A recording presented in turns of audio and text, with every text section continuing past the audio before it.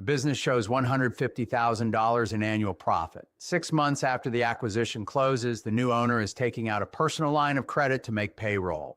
Not because the business stopped performing, not because revenue collapsed. The business was still generating sales, still invoicing customers, still showing positive numbers on the income statement. The owner just had no cash. Cash is king. That phrase exists because businesses do not die from a bad income statement. They die from an empty bank account. And the two are not the same thing. There are 3 specific mechanisms that create this gap between profit and cash, and a 4th discipline that separates the owners who see it coming from the ones who find out the hard way. That is exactly what this video covers. Welcome to Main Street Ledger. I'm Kurt Rose, CPA, former CFO of an SBA lender and entrepreneur. We cover small business acquisitions, SBA lending, franchise ownership, and business finance, all drawn from public sources and experience. If this is your first time here, subscribe below. This is education, not financial, legal, or investment advice. Here's what most buyers do before an acquisition. They spend weeks on the profit number. They study earnings, verify add backs, and confirm seller cash flow. They know the revenue, they know the margins, and they know what the seller was taking home. What they rarely examine with the same discipline is whether that profit actually becomes cash, and when it becomes cash, and whether enough of it is available at the right time to cover what the business owes. Profit and cash are not the same number. Profit is what the income statement says the business earned. Cash is what is sitting in the bank account, available to pay employees, vendors, loan payments, and unexpected expenses. A business can be genuinely profitable and genuinely broke at the same time, and the income statement will not tell you that is happening. Cash flow problems are widely cited as a leading cause of small business failure. Some estimates put it behind the majority of closures, and the businesses in those numbers were not all struggling on paper. Some of them looked fine on the income statement right up until they ran out of cash. Profit is visible. The cash gap that kills the business is not. The 3 traps below explain exactly how that gap is created: the timing trap, the growth trap, the debt trap. And the 4th section covers the discipline that keeps you ahead of all 3 before any of them become a crisis. Trap 1 is the timing trap, and the core idea is this: money earned is not money received. Income is recorded when it is earned, not when the cash actually arrives. A business invoices a customer in March, records that revenue in March, and may not collect a single dollar until May. The profit shows up on the income statement immediately. The cash follows on the customer's schedule. In the HVAC example, the company serves commercial clients. At any given time, roughly $80,000 in completed work is sitting in outstanding invoices.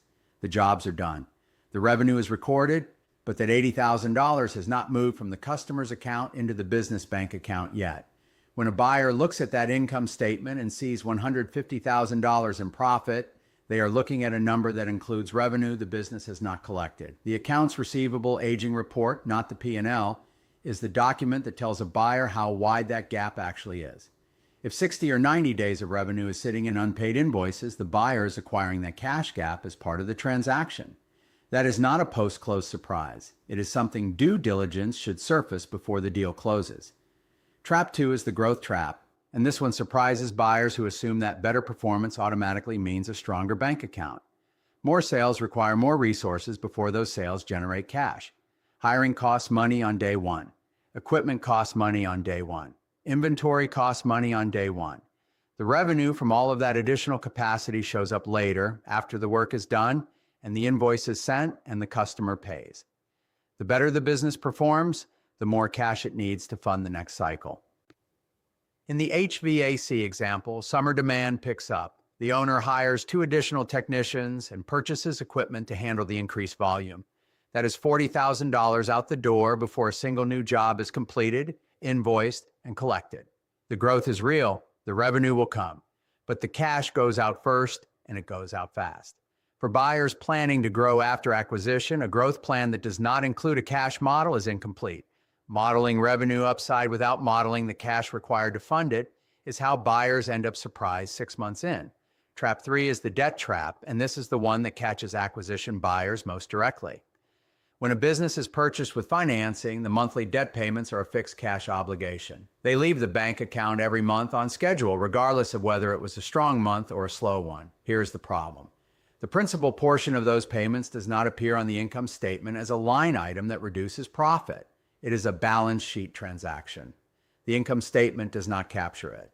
A buyer can model the profit of the business with complete accuracy and still be looking at an incomplete picture of cash.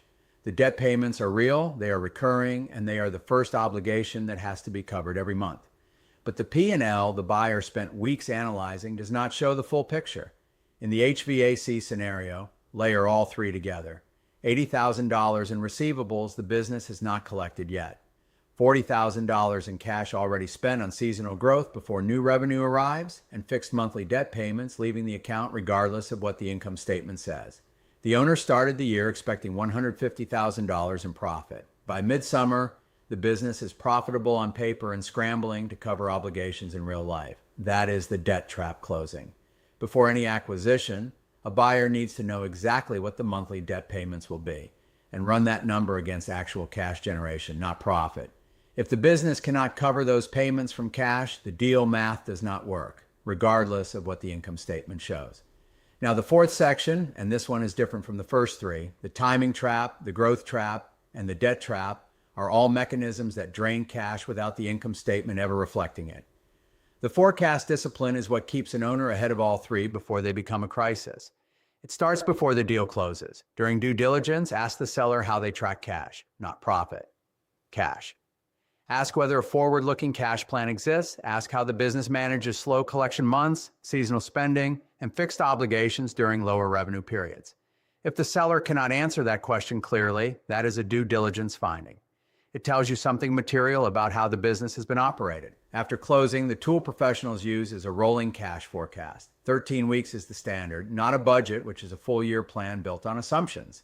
A rolling forecast is a working view of cash coming in and cash going out over the next quarter, updated regularly based on actual receivables, actual payables, known payroll, known debt obligations, and realistic collections. The difference between a business that survives a slow quarter and one that does not is rarely about profitability. It is about whether anyone was watching the cash 3 months out. Owners who maintain a rolling forecast see a shortfall coming in time to do something about it. They collect receivables more aggressively. They delay a discretionary purchase. They arrange a line of credit before they need it, not the week payroll is due. Owners who wait for the bank account to signal a problem are always reacting, and sometimes they are reacting too late. Every major decision should be tested against the forecast before it is made. Hiring, expansion, a large equipment purchase, a slow collection month. None of those decisions look the same when you can see what they do to your cash position over the next 13 weeks. A business carrying debt and managing receivables needs this discipline. It is not optional and it is not advanced. It is how businesses stay alive when the income statement looks fine but the cash is somewhere else. Here is what to take away from this video. Profit is recorded when income is earned. Cash arrives later. In businesses with receivables, that gap can create real operational pressure even when the business is performing well. Growing a business costs cash before it generates cash. More revenue does not automatically mean more money in the bank. Model both. Debt payments are a fixed cash obligation the income statement does not fully reflect. Buyers and owners who model profit without modeling cash coverage of debt are looking at an incomplete picture. A rolling cash forecast, typically 13 weeks, is the instrument professionals use to stay ahead of all three traps. It is the operating standard for any business carrying debt and managing receivables, and it is one of the first things to install after an acquisition. Cash is king. That phrase has been around long enough to become a cliche, and it became a cliche because it is true. Profit tells you whether the business created value. Cash flow tells you whether it survives long enough to collect it. If this video helped you think about a deal or your own business differently, subscribe below. There is more where this came from.